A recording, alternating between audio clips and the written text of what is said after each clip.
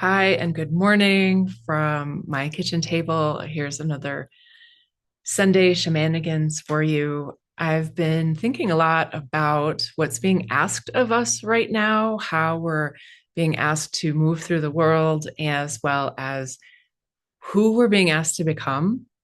With everything so seemingly upside down in the collective, and all of this new information coming out. I'm curious how people are managing this. And I was talking to one of my trusted advisors earlier today about how we're being tasked with one, expanding our capacity for unknowing, to be in the unknown, but to really like be able to meet what is arising without turning away and putting our head in the sand, and without also um, betraying any part of ourselves. Or it's this fine line between not denying what's really happening out there. Of course, we don't really know what's really happening out there, but not denying what's in the field, while also keeping steadfast on a vision of where we are going,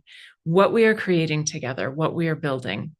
And so we're tasked with being flexible, being adaptable, not necessarily jumping to conclusions. We're tasked with becoming able to sit in uncertainty.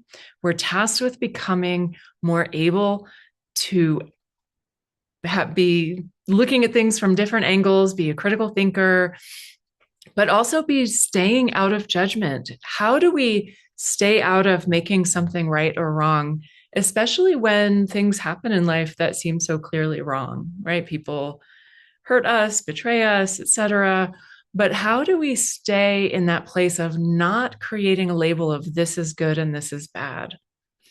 Because that actually separates us from being able to see the bigger picture. It also separates us from love as soon as we get into judgment. And unfortunately, the 3D reality is all about judgment. And some of that comes from an evolutionary place of being able to discern where danger is in the environment. But we have been enculturated with this idea of making sure that this is good and this is bad, this is right and this is wrong, when the reality is everything is so much more gray. So over the last week, it really dropped in how I wanted to teach this class on February 21st, which is next weekend, next Saturday. And, it started as an intro to heart math class because heart math offers amazing, practical, very easy, no bar to entry tools and resources that can help us stay grounded and connected to love and connected to our deep inner knowing and our deep wisdom, which is so, so important. But there's also more that is really, really important right now. And so what kind of dropped in over this last week was in service of that, how we're being called to do and become, to bring forward an event that is open to everyone, that is based on a sharing circle where we're going to talk. I'm going to have a prompt and we're going to talk about love and our access to love in these times. I'm going to interweave heart math into the entire experience. So instead of me blah, blah, blah about all the benefits of heart math, which I could go on for an entire hour about the benefits of heart math, where you're going to get an experiential lived experience of it, an experiential experience. That's great. And we're also going to lean a little bit into creative expression. And if you're like, I'm not an artist, don't worry about it. It's not about making art. It's not about creating something that's a finished product. It's about expressing ourselves, because in that self-expression, we connect to love, we connect to our inner knowing, and we connect to the divine. So right now, what I'm seeing across the board as being super necessary in the world, and you tell me if I have this wrong, is that we need co-creative, community-focused, therapeutic style spaces that are off the couch, meaning they're not one-to-one in a therapist's office, and which is not to say don't go to therapy. We need this in addition to those more traditional and formal spaces. We need to gather in community because we are social creatures and we can regulate our nervous systems much more easily in a shared field than we can on our own, on doing our own heart math practice. That's important. You need that as well. But we need this field. And this field is what got devastated during the whole COVID debacle of isolation and distancing ourselves and be afraid of everything.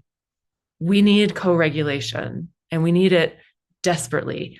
That's what's going on out there in the world, is a whole lot of dysregulated people doing things that if we had an entirely different society, let's say, that was based on supporting individuals and regulation and love and mutual respect and care, we wouldn't have any of these issues. But we have all of these issues because we have dysregulation that's running rampant, because we are separated from love by and large across the board. And because of that, we are separated from each other and we have made the other the bad guy. And again, going back to nothing is good or bad. Another person isn't good or bad based on how they voted or what they believe. We are all divine children of God, goddess, universe, spirit, source, however you want to conceive of that, of nature, of the earth. We are all that.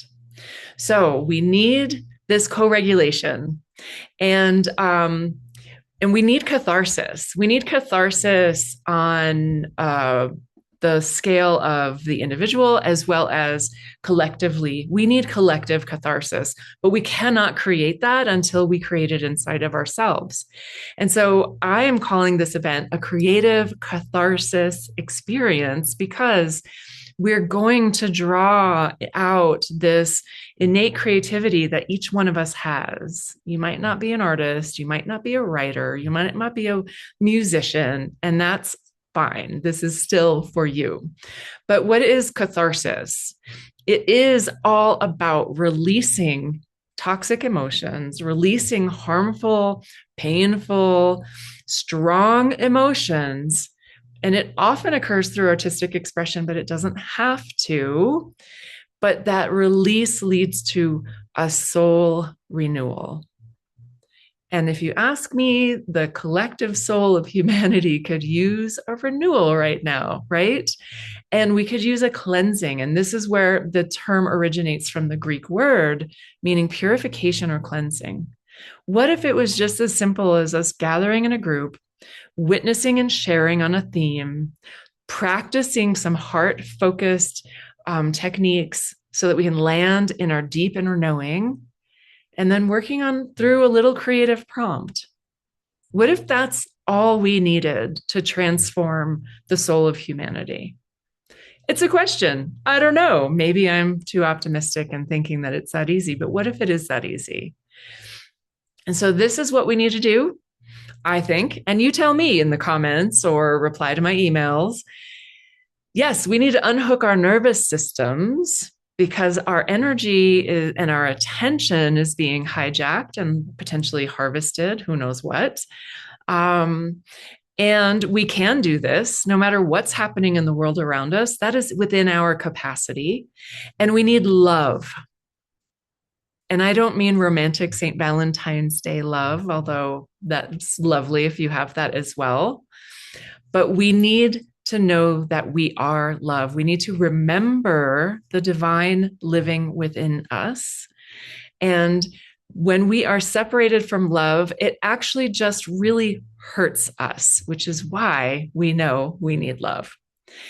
And so when we come together, we can build those muscles that allow us to be grounded and comfortable and perhaps even thrive in uncertainty. Is it easy? No, of course not. If it was easy, we'd all be thriving in uncertainty. We're not wired for uncertainty, but we have the capacity to grow in that direction. We have, and this is what we are being tasked with right now, is to expand our capacity for love and to expand the definition of what love is. And this is something that we can do together. And I hope that you'll join me. It's free, and I'll be leading kind of like a beta group through this for 4 sessions, starting probably in March, where we're going to do just this, but you can come and see if it resonates with you and join us for this one on February 21st. And all the links and all the good stuff will be all around. Okay. Wishing you a beautiful, beautiful Sunday, the day after St. Valentine's. I learned yesterday about the Gnostic Saint Valentine, who was almost crowned the Pope, but he was teaching people how to awaken to their divine nature. And the church decided that they wanted to kind of go in the other way and be the mediators between God and people. And so he was then claimed to be a heretic. And this is what we're doing now. We're remembering that divinity within us. We are remembering the love within us. And it's beautiful. And maybe it's intense and also harrowing. Who knows? Tell me how it is for you. All right. Many blessings.